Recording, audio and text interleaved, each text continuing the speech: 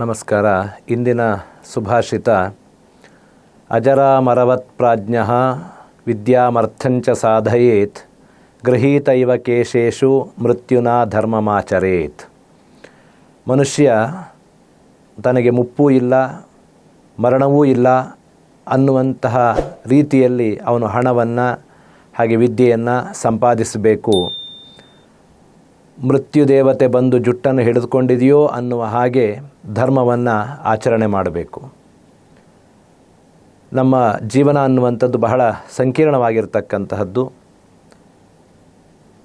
ಜೀವನವನ್ನು ನಡೆಸಬೇಕು ಅಂತಾದರೆ ವಿದ್ಯೆ ಮತ್ತು ಹಣ ಎರಡೂ ಕೂಡ ತುಂಬ ಮುಖ್ಯವಾಗಿರ್ತಕ್ಕಂತಹದ್ದು. ಅದನ್ನು ಹೇಗೆ ನಾವು ಸಂಪಾದಿಸಬೇಕು ಅಂತ ಹೇಳಿದರೆ, ನನಗೆ ವಯಸ್ಸು ಆಗೋದೇ ಇಲ್ಲ, ನನ್ನ ಸದಾಕಾಲ ನಾನು ನವತರುಣನಾಗಿಯೇ ಇರ್ತೀನಿ ಅನ್ನುವಂತಹ ಭಾವನೆಯನ್ನು ಇಟ್ಟುಕೊಂಡು ಅವನು ಕಾರ್ಯವನ್ನು ಮಾಡ್ತಾ ಹೋಗಬೇಕು. ಹಾಗೆ ವಿದ್ಯೆಯನ್ನು ಗಳಿಸಬೇಕು. ಅದರಿಂದ ಹಣವನ್ನು ಕೂಡ ಅವನು ಸಂಪಾದನೆ ಮಾಡಬೇಕು.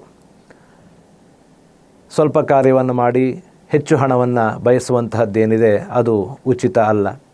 ಆದ್ದರಿಂದ ಮುಪ್ಪು ಇಲ್ಲ ಸಾವು ಇಲ್ಲ ಅನ್ನತಕ್ಕಂತಹ ರೀತಿಯಲ್ಲಿ ನಿತ್ಯ ಧೈರ್ಯದಿಂದ ಅವನು ಹಣವನ್ನು ವಿದ್ಯೆಯನ್ನು ಸಂಪಾದನೆ ಮಾಡಬೇಕು.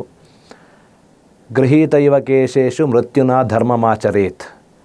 ಮನುಷ್ಯನಿಗೆ ಧರ್ಮಾಚರಣೆ ಅನ್ನುವಂಥದ್ದು ಅತ್ಯಂತ ಅವಶ್ಯಕ. ನಮ್ಮ ಇಹ ಶ್ರೇಯಸ್ಸಿಗೆ ಹಾಗೆ ಅನಂತರದ ಪ್ರೇಯಸ್ಸಿಗೂ ಕೂಡ ಅದು ಅತ್ಯಂತ ಸಹಕಾರಿಯಾಗಿರತಕ್ಕಂತಹದ್ದು. ಧರ್ಮಾಚರಣೆಯನ್ನು ಮಾಡುವಾಗ ಮನುಷ್ಯ ನಾನಿನ್ನೇನು ನಾಳೆನೇ ಸತ್ತು ಹೋಗ್ತೀನಿ ಅನ್ನುವಂತಹ ಭಾವನೆಯನ್ನು ಇಟ್ಟುಕೊಂಡು ಇವತ್ತು ಎಷ್ಟು ಉತ್ತಮ ಕಾರ್ಯವನ್ನು ಮಾಡೋದಕ್ಕೆ ಸಾಧ್ಯವೋ ಅಷ್ಟು ಒಳ್ಳೆಯ ಕೆಲಸಗಳನ್ನು ನಾನು ಮಾಡಬೇಕು ಅಂತ ತಿಳಿದುಕೊಂಡು ಮನುಷ್ಯ ಆ ಉತ್ತಮ ಕಾರ್ಯಗಳನ್ನು ಮಾಡ್ತಾ ಹೋಗಬೇಕು. ಹಾಗೆ ಮಾಡಿದಾಗ ಅವನಿಗೆ ಆ ಪುಣ್ಯ ಅನ್ನುವಂಥದ್ದು ಲಭಿಸ್ತದೆ. ಆ ಪುಣ್ಯದಿಂದ ಪರಲೋಕದಲ್ಲಿ ಉತ್ತಮವಾಗಿರತಕ್ಕಂತಹ ಒಂದು ಸ್ಥಾನ ಅವನಿಗೆ ಸಿಗೋದಕ್ಕೆ ಸಾಧ್ಯ ಆಗುತ್ತೆ. ಆದ್ದರಿಂದ ಮನುಷ್ಯ ಯಾವತ್ತೂ ಕೂಡ ಧರ್ಮಾಚರಣೆಯನ್ನು ಮಾಡುವಂತಹ ಸಂದರ್ಭದಲ್ಲಿ ಯಾವುದೇ ರೀತಿಯಾಗಿರತಕ್ಕಂತಹ ಲೋಪವನ್ನು ಅವನು ಮಾಡಬಾರದು.